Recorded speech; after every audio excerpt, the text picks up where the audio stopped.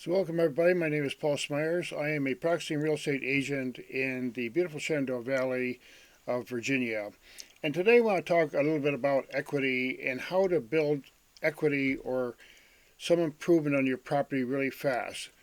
The word equity is a very commonly understood word. Basically it means a value. So there's perceived equity and perceived value in the sense that somebody might love your house incredibly better than the one right next to it because it has certain features. And that's kind of a perceived value. It may be in the same neighborhood, maybe even the same type of house or same shape or whatever.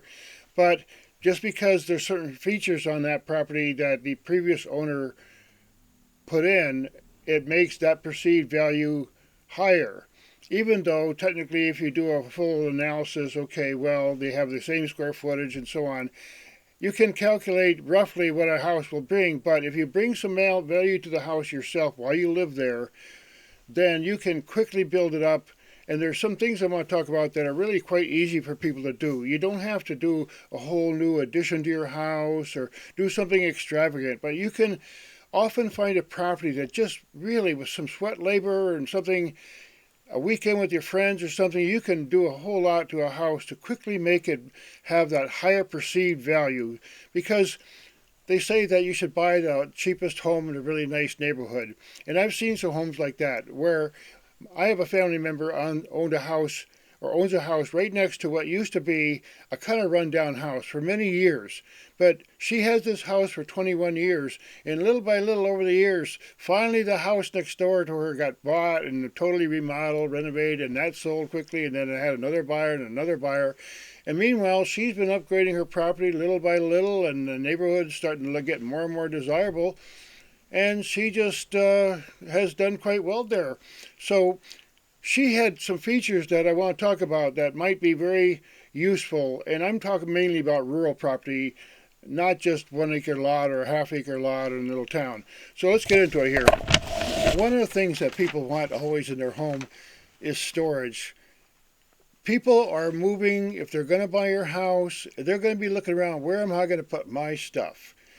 When you have a house that is totally filled with all your stuff and you want to sell it, then the buyer's going to look around and say, man, none of my stuff is going to fit here. See, but if you have properly done storage on your property, it could be a really nice shed that you buy and make it really nice, special, buy one of those pre-made sheds, or you can do something like have a pergola, or you can have some over the garage storage and so on. So think about what you're going to need when you live there, and your future buyer, when you go to sell your house, they're going to be looking around. If you have a really nice thing in your backyard with maybe some things like fencing, for example, here's another one. If you have fencing, people like to have a little dog or something, or maybe their kids need a little fenced-in yard. If you have that on your property as opposed to someone else, your house is going to just get that extra value. Plus, you'll have the utility of it while you live there. And that's another thing. In a real properties, people look for utility. Where are they going to park their tractor? Maybe they're working on a car, or maybe they got a boat, or maybe they got an RV that comes up from Florida in the summertime and people visit and so on. People start looking around. Like where I live here, the previous owners have set it up so they could have an RV. There's a 30 amp circuit over in one area that they can use and so on. It's designed for that purpose. And when I saw this property, I immediately knew, got to have that because it has incredible amount of utility. So the thing is that you find something that you can add on to your property and make the property much more attractive. So let's get into a few more of these here. A paved driveway. You know, a lot of people have just a driveway that isn't paved at all. And it can deteriorate quickly. It can add some problems with drainage on your property. But you have a driveway slanted the right way. It's really kind of nice because after a while, people go in and out of a property for a long time. If it's a gravel driveway, especially if it's on a slope of any kind, after a while, it starts to deteriorate. So it will really help you out in the marketplace generally and for your own personal use. If you just pave the driveway, I know some of the driveways are very long, especially out in the countryside, but if you have a short driveway, like, and it's not paved, consider just having that done to make it a little bit more useful. Things like a pergola, people love to have a pergola. Let's say you have a really big yard, but it's just all sun. If you have a pergola or something out in the middle of the yard where you people can sit and enjoy the yard but still be under a shelter, you can have little music playing out there, you can have your little tea parties out there, your kids can play there. Those kind of extra features in your yard around your property can really make a huge difference, and that comes to landscaping. Landscaping, I have seen a lot of homes that once upon a time had fantastic landscaping, but so hard to maintain. And over the years, these shrubs right next to the foundation, they grow and grow and grow. And the next person that owns that property is going to do they got to do a lot of work to just get it ready to not damage the foundation. So if you also find a property that has no landscaping, very little, then you can quickly make it beautiful. You can trim leaves, or you can trim the shrubs around the house, or you can plant some new sunflowers or some little garden beds and add to your property. It's just summer work. You get the family out there, do some things out there, make the property attractive. So when people drive by, especially in some of these cul-de-sacs, you know what I'm talking about. There's some places in the country where you drive around these properties, they're all brown and beige and they all similar. It's just like there's no difference, there's no uniqueness, and so on. So what I'm trying to get at is the equity in property is perceived value that you make by adding some interesting features. Another one is a deck. If you don't have a deck, or if you have a crappy deck, but if you have a deck that needs a little repair, fix it up quickly. You know, it's not that difficult. A lot of people can do it themselves, especially if it's not a large deck. Stairs that might be on the deck. If you have a deck already on the property, how about putting an awning up there? Because an awning is great, a deck is great, and if it's sunny, but sometimes it's too sunny, so you want a little shelter. So put an awning on your property, or a fenced-in porch. In other words, a screened-in porch. Those are very popular. If you have a nice porch in the summertime and you keep the bugs out with a nice area where you can sit with your family and relax in the evening, but you don't have the bugs because it's screened in, thumbs up at that too. And sometimes you can have a porch that's already existing and you say, well, just dedicate one part of the porch to a screened-in portion, put a nice little table in there, some chairs, and so on. And let's see, kitchens and bathrooms. The word for bathroom in real estate is clean. If people come in there, it can be an old bathroom. If it's clean, neat, great. You can paint up a bathroom real quickly. Sometimes I have a bathroom that has a really nice old tub in it, and I'm keeping it because the new ones are crappy. So it has real tile, not the fake tile. So I really want to keep certain parts of the old homes, and I've seen homes that have the beautiful iron tubs and all the interesting kind of things they used to, different kind of light switches and so on. If you find a home like that, sometimes it's worth just keeping those old fixtures in a home if they're in good shape. But sometimes you find an old home like lighting fixtures. Yeah, they're from the 50s or 60s. Go to a hardware store, get some new ones, make some nice ones up there, and quickly you got a nice improvement. Windows is another thing. If you can just clean the windows for one thing, especially if you're going to sell your house, be sure to clean the windows, especially in the kitchen and so on. Now that brings back kitchens. If you have a kitchen that's well lit, people love to sit in the kitchen sometimes. A lot of people actually sit and have their coffee and they sit at the table and they make a little laptop work or something, and that's how they enjoy their morning.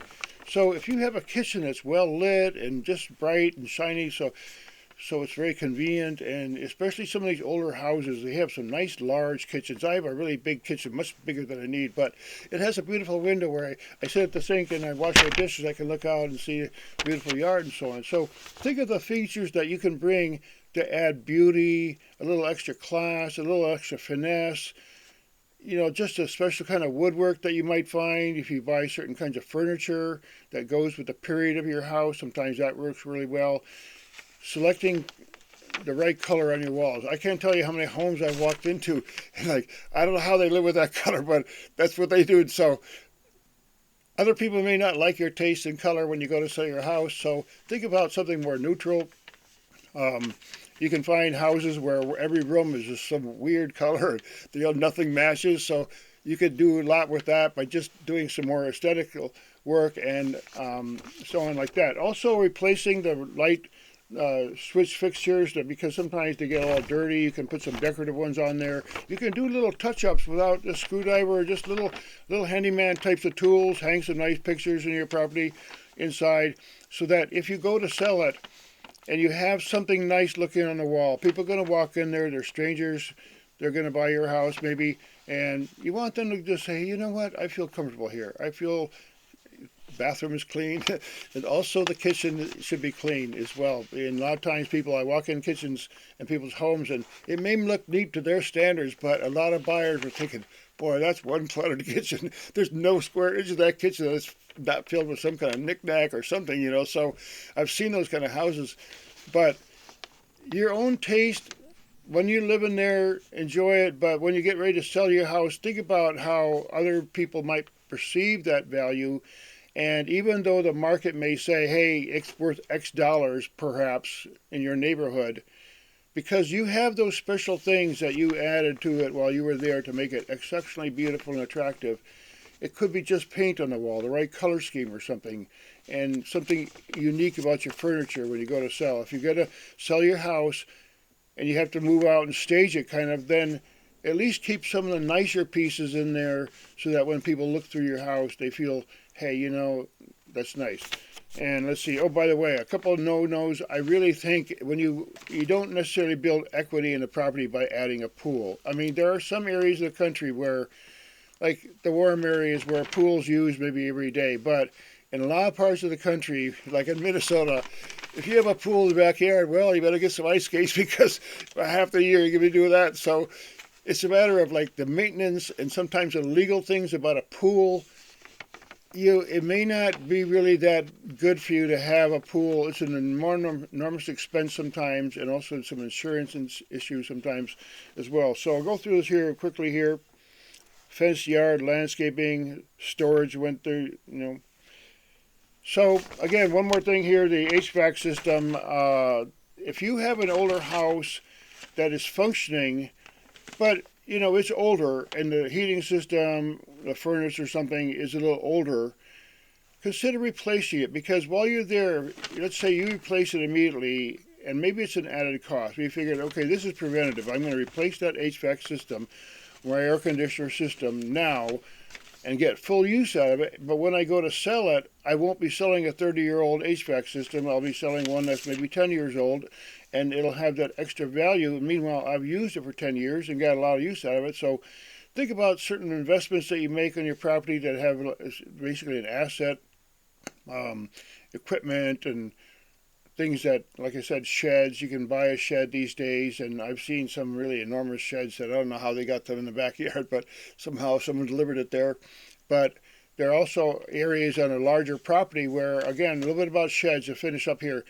A shed, don't buy the real tin ones, the really skimpy ones, or even the plastic ones. They'll get blown away by the wind. If you're going to put a shed on your property, make it substantial, that for long-term, solid use. So it's not a ugly eyesore on your property, and people put them all different level. They scatter them around your property. I've seen them. Or if you're going to put a container, that's another thing. People put containers on their property for storage, and that's going to be good. It can be very useful for certain kinds of storage. But maybe tuck them away a little bit, maybe paint them or something to kind of blend in, because, you know, a lot of people who, if you ever want to sell your house, and even though you plan to move that thing, when you go, when they're going to come and see your house and you have a whole bunch of junky stuff laying around the backyard, then it's not going to work out very well. So, again, thanks for listening. I appreciate all the feedback I get, and enjoy the spring season. It's February of 2025, so thanks again.